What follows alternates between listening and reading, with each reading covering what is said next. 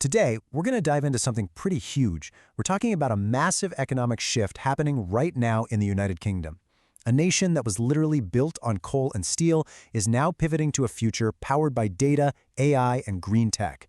It's a huge deal, so let's break it down. And really, this is the heart of the whole story, isn't it? It's this incredible journey from an economy that was all about steam and steel to one that's now being powered by data and algorithms. I mean, that is a massive, incredibly ambitious pivot. So we're going to get into what that actually means for the UK.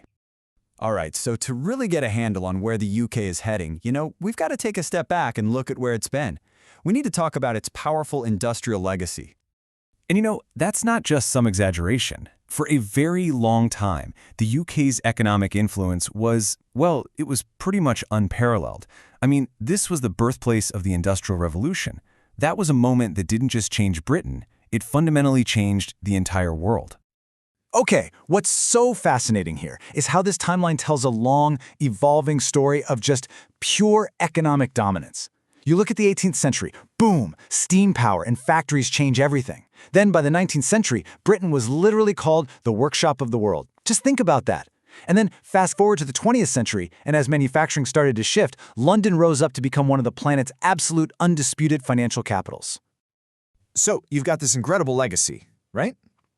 What's the problem then? Well, the thing is, the world has changed a lot. And now the UK is staring down a brand new set of economic challenges. Challenges that need a totally new way of thinking.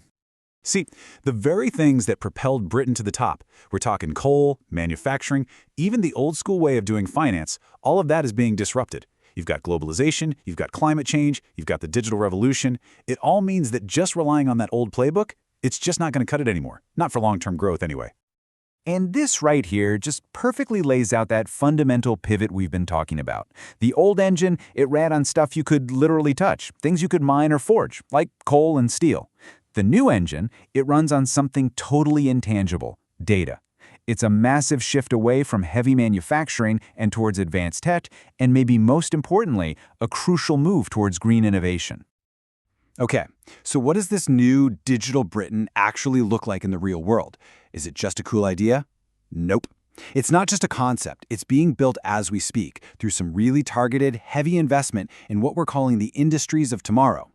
So the whole strategy really boils down to three key pillars. First up, the UK is pouring a ton of resources into becoming a leader in green energy. You've probably seen those massive offshore wind farms.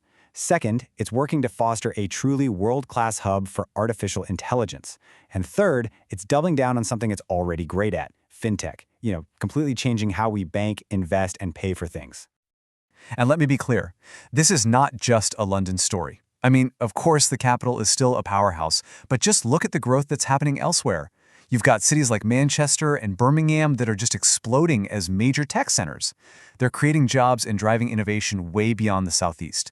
And that regional growth, that's absolutely key to the whole national strategy. All right, so let's zoom out a bit. How does this massive transformation fit into the global picture? Because a shift this big, it doesn't just happen in a vacuum, right? Especially not for a major trading nation like the UK.